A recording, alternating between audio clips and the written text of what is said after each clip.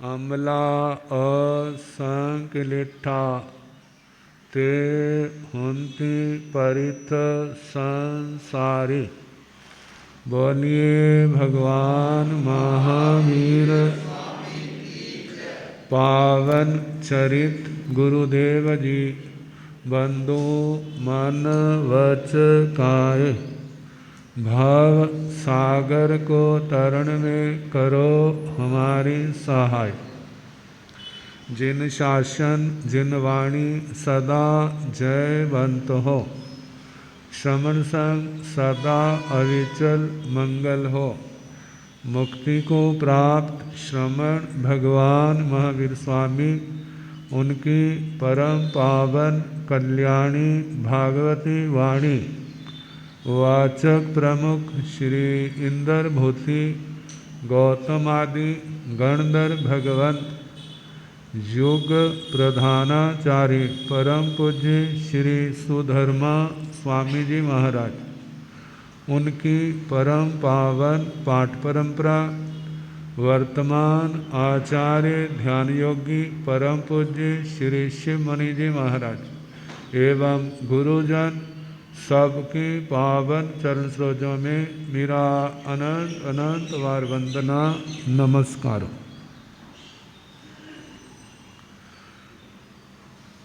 उपस्थित धर्म प्रेमी सज्जनों, माताओं तथा बहनों, 9 तत्व, संबर तत्व और उसमें 22 परिसर। जानते हैं परीक्षा किसकी होती है? जो पढ़ता है। ऐसे साधना के क्षेत्र में भी चलने वाले की परीक्षा होती है।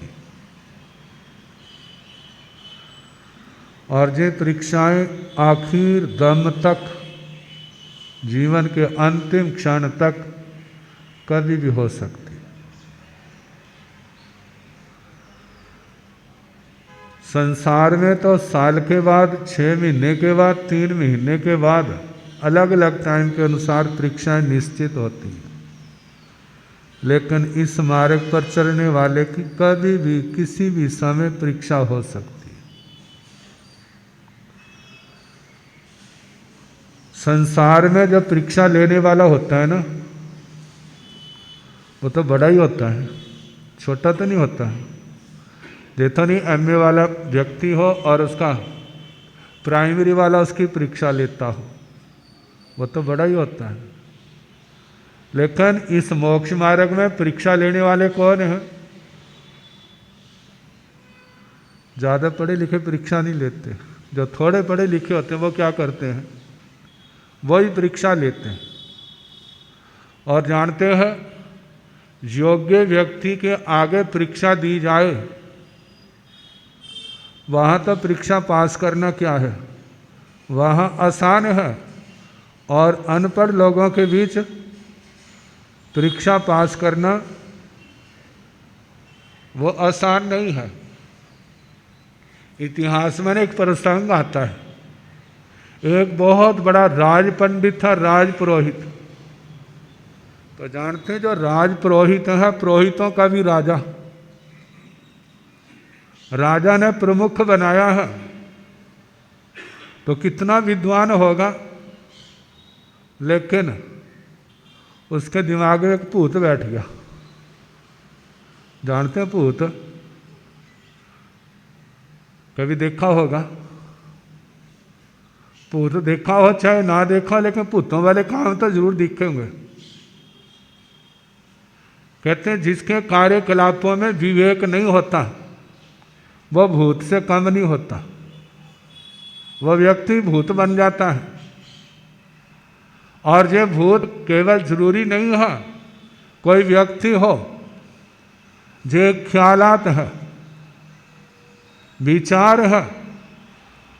क्या विचार आए? मैं सबसे बड़ा,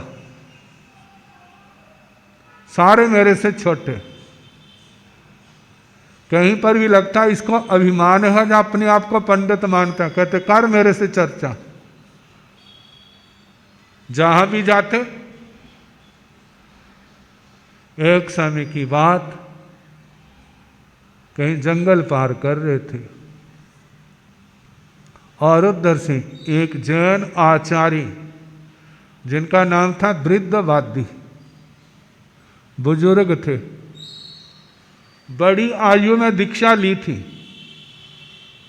पढ़ने का शौक बहुत था और हर समय बोलते रहते थे। तो दूसरे ने, किसी ने आराम करना है, कुछ करना, वो डिस्टर्ब होता। तो किसी ने, पंडित ने मजाक किया,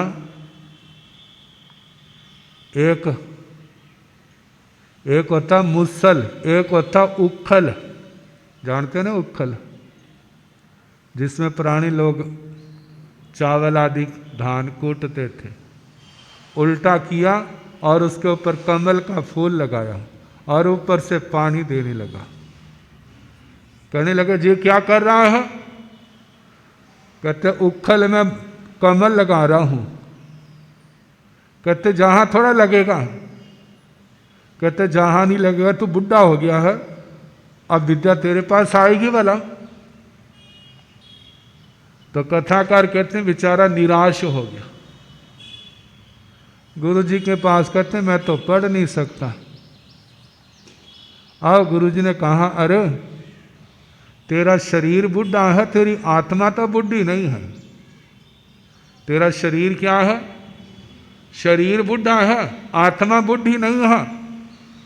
आत्मा को बुढ़ा मानने की भूल ना करना। आत्मा तो अजर अमर अविनाशी। आत्मा का जन्म नहीं होता, आत्मा का मरण नहीं होता, आत्मा का कभी विनाश नहीं होता। जितना होता उतना करो, बाकी अगले जन्म में करेंगे। हथियार नहीं छोड़ने। कहते ठीक है। गुरु जी का सहारा मिल गया। सरस्वती मंत्र। सरस्वती मंत्र क्या है?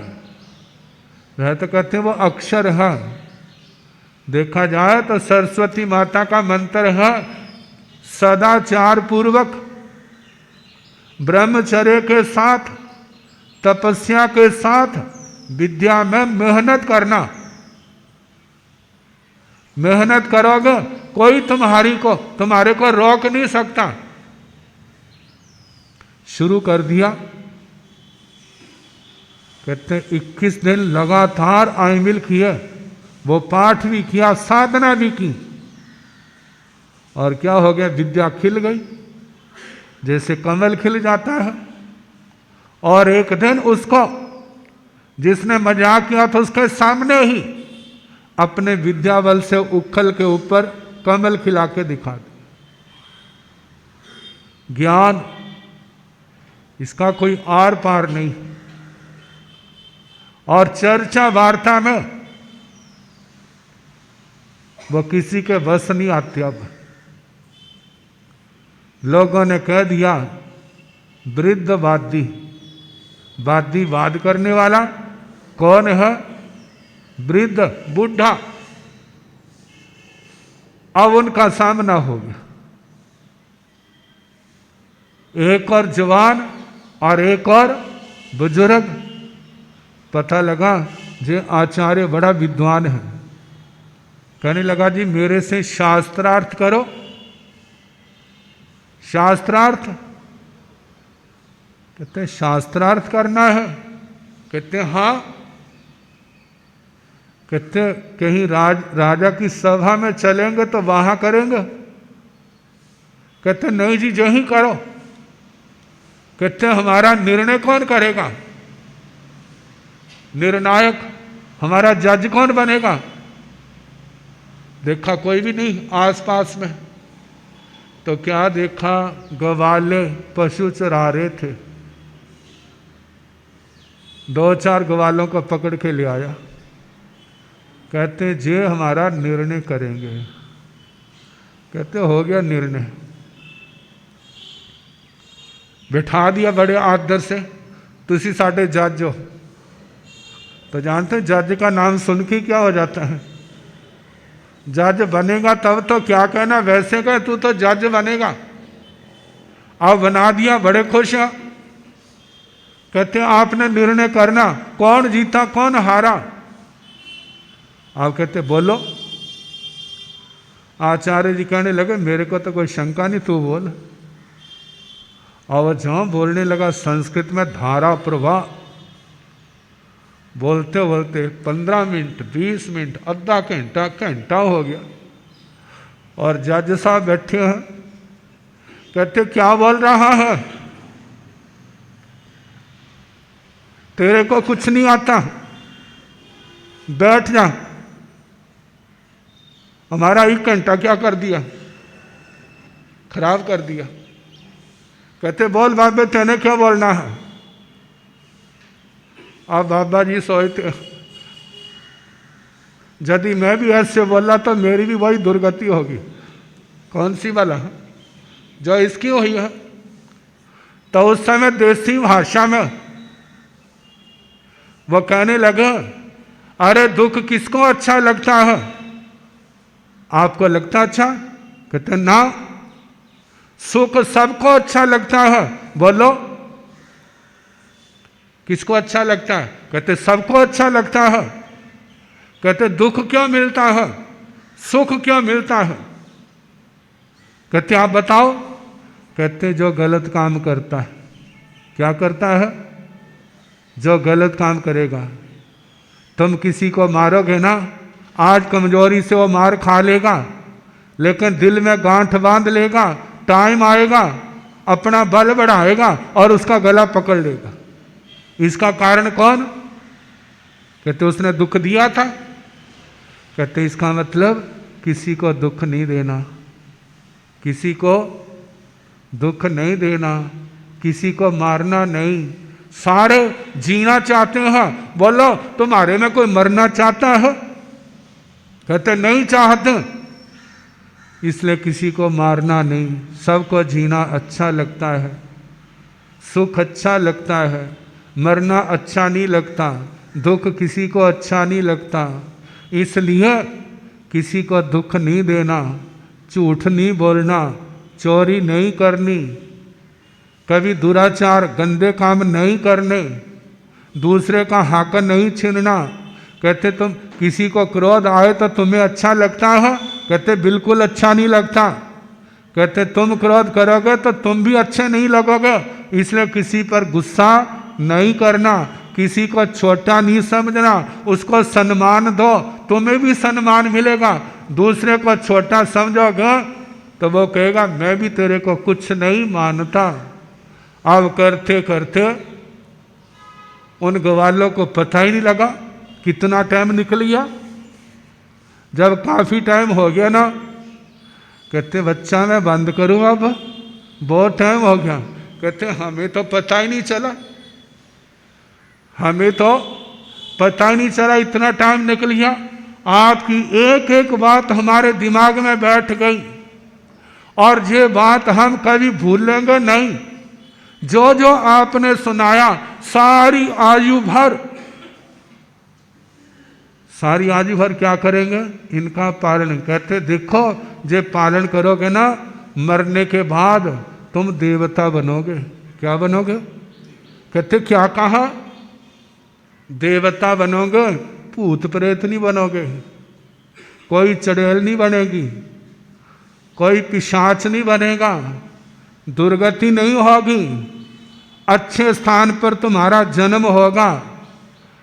इस रास्ते पर चलते रहो, तुम्हारा जन्म मरण भी मिट जाएगा, तुम्हारे दरिद्रता मिट जाएगी, तुम्हारे दुख दुर्भाग्य मिट जाएगा, चारों ओर तुम्हारी जय जयकार होगी। कहते बाबा जी ऐसा तो उपदेश हमने कथा तो कहीं सुनी नहीं जो आपने सुनाई। कहते अब बताओ इसने क्या कहा था, किसने कहा था। कहते कान फोड़े हमारे, कुछ नहीं समझ आया। अब कहते कौन जीता कौन हारा। कहते बाबा की जय। किसकी जय। सब ने बाबे की जय बुला दी और कहते इसका तो कुछ आता ही नहीं है। किसको भला? इसको तो कुछ आता ही नहीं है। और वो पुरोहित जो था उसने बाबा के चरण पकड़ लिए। कहते मैं हार गया और तो आप क्या हो गए? आप जीत गए। कहते भले आदमी, जे कोई हार जीत है ना, जे हार है ना जीत है। राजा विक्रम की सभा में जाएंगे, वहां पर चर्चा होगी। जब वहां चर्चा होगी, वो राजा जिसको विजयी घोषित करेगा वो कौन होगा? वो विजयी। कहते राजा भी यही निर्णय देगा जो इन्होंने दिया। किन्होंने भला? जो इन ग्वालों ने दिया है। कहते मैं समय का जानकार नहीं, तो उसी समय के जानकार। जब राजा विक्रम की सभा में वो शास्त्रार्थ हुआ है, वहां पर भी वो बाबा जी क्या हो गए? जीत गए।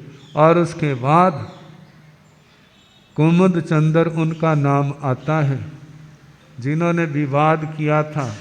और वही आगे चल करके सिद्ध सेन दिवाकर के रूप में हमारे सामने आते हैं, जिन्होंने कल्याण मंदिर स्तोत्र की रचना की है। इतिहास के मूर्धन्य विद्वान, जिनके लिए पूर्वों का ज्ञाता भी कहा जाता है, उनके रचे हुए ग्रंथ आज भी है, लेकिन इतने प्रौढ़ हैं, विद्वानों के अलावा कोई उनको समझने की क्षमता नहीं रखता। बड़े बड़े विद्वान उनको पढ़ते हैं और उनको पढ़ करके अपने आप को सौभाग्यशाली। बात तो चली थी परीक्षा की। जहाँ पर परीक्षा कौन लेते हैं? जैसे आप देखते हैं ना, कहीं संत चले जाए ना, तो साधु सती की परीक्षा कौन लेते? साधु सती लेते, गृहस्थी लेते हैं। देखे वाला जो साधु है या नहीं।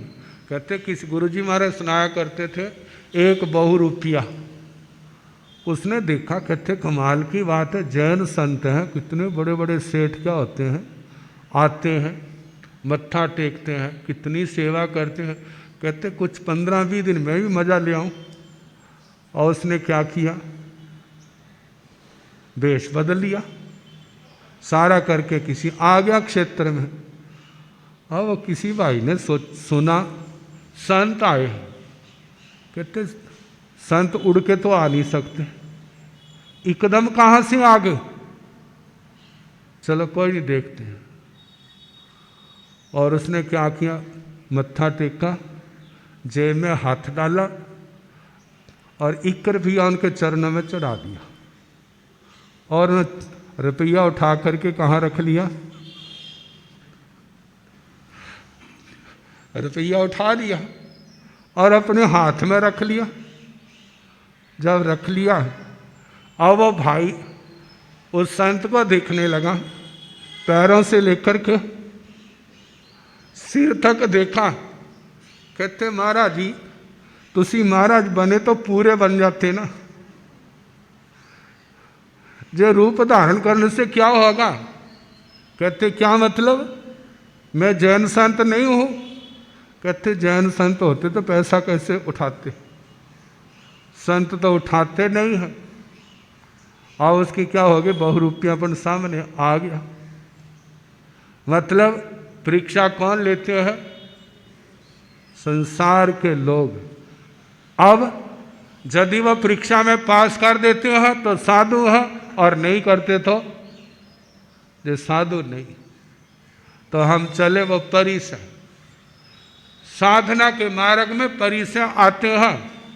ये आप कल आपको स्त्री परिसर बताए, कई दिनों से चल रहा था।